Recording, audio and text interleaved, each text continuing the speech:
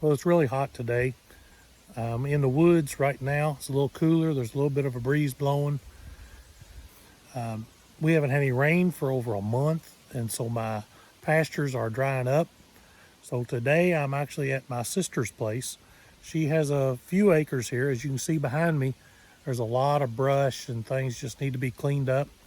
So I'm going to put some hot wire up, and she's got a couple acres here maybe, and I'm going to bring my sheep over here, get them some nice cool place to get in here and browse and clean this up for her, and also give them, I'm hoping I'll get a week's worth of forage out of this for the older ewes, and it'll do me some good and do my sister some good too, so it'll work out good for both of us. But I've got to get some hot wire put up. She has a board fence around part of her property, so I'm just going to put a hot wire below that bottom board to keep them from going out underneath it. I'll just have to put some temporary posts up for some of the other parts, and let's just get started.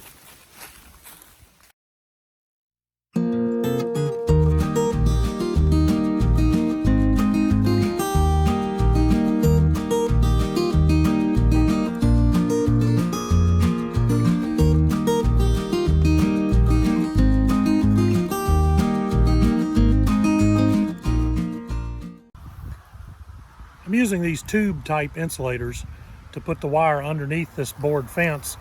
The reason I'm doing that is because I just want to maintain the integrity of the look of the fence.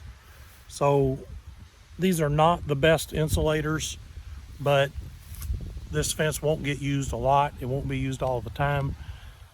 So I think it'll be fine. And like I say, I want her fence to look as much like it always has as I can. These insulators are not bulky, they don't show much. I'll show you how I put those on in a minute. But right now I've made it down to a corner, so I have to make a transition here with a different type of insulator to go around this corner post and on down the other side and the rest of this fence. All right, to use these insulators, just run the wire through the insulator, go around the post, through the insulator again, pull that back around. Now I can put my fence staple on the other side of the post, and I've got two strands of wire to hold this. So I'm just going to go to the other side, put the fence staple in.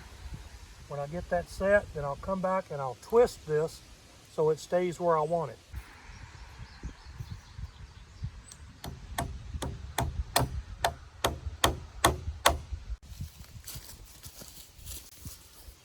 So now all I need to do, even these wires up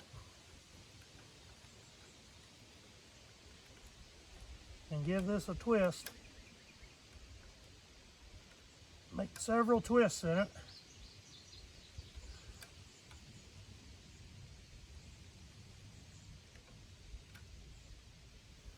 And then when I run my wire, it goes around the outside, and this acts like a pulley to bring my wire around. And I can just pull it on down here through for the rest of the post.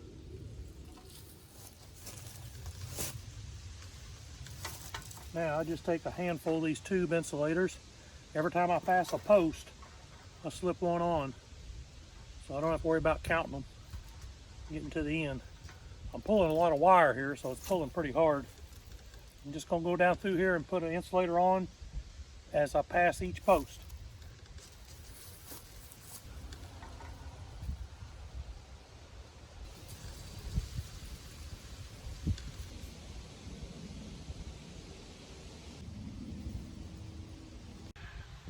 Well, this spool of wire liked about 8 feet, going as far as I wanted to go. You can see how I anchored it here. I just drove a rod through it into the ground pretty far to anchor the spool, and then I can just feed it off as I want So I'm gonna pull back what I have to. Put me a good solid anchor here, insulator to tie this into. Then I'll just have to figure out how I'm gonna tie it on at the other end for a new spool. This is what I'm using for my anchor point. These just screw into the wooden post. This part is insulated from the shaft. They're pretty stout.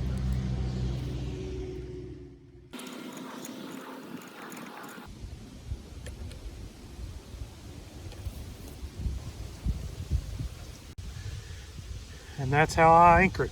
Just give it several good twists and tie it on there. It works better if you're pulling on it this way versus having this piece going up and down. The other problem is if you turn this up, of course once you put tension on it, you'll end up eventually spinning this back down and it'll cause slack in the wire. But the other problem is there's little pockets around this insulator, just the way it's made, and it will hold water. If it gets enough water in there, you'll actually get a short between this. So turn them flat and you don't have to worry about that. Works good. They're actually gate anchors. It's what they're primarily meant for, I think, to hook your gate handle into. But they work real good just as a termination end too. Well, my wire made it to this post and I ran out. I was really hoping to get to that post and terminate it at that corner, but it didn't work out. So I'm gonna do the same thing I did at the other end. I'm gonna put one of these on this post and just terminate it here. I may have to use something different. I'm gonna try this insulator like this on the corner, put one on each side, and we're gonna see how that works out. I don't think this will look bad because it's on the side of the fence away from her house. So even sitting on her front porch, she's not going to see this really. And if you're going to use somebody else's land for pasture, you need to take care of it and make them glad you did it, not just feel like they're doing you a favor. In fact, you might make it feel like you did them a favor. Okay, now I'm going to go down through here and I'm going to staple these in where I've slipped them over the wire. Staple one to each post, just using a standard fence staple. These have got little barbs on them.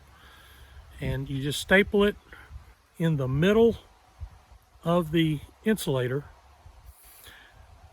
Just staple it tight enough so that these little fins on here start to bend over.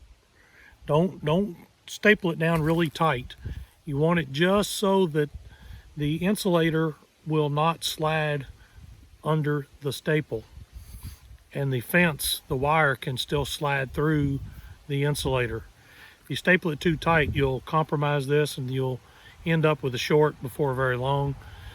Also, it makes it hard to pull your wire tight if you need to tension it a little more. If you get a break in it, need to repair it, it's a lot easier if you can just pull some slack up through here. So just enough that the insulator doesn't slide around on the post under the staple, but not so tight that you've got it crimped in there. And that's all there is to it. You can see how much I tightened that staple down on there. This won't slide under that staple, but the wire can still move in the insulator. So that's how you want that. That's all there is. One staple for each one. If you notice, these black insulators blend in with the post, so I think it's going to look pretty good. And just go down through here and do all the rest of them.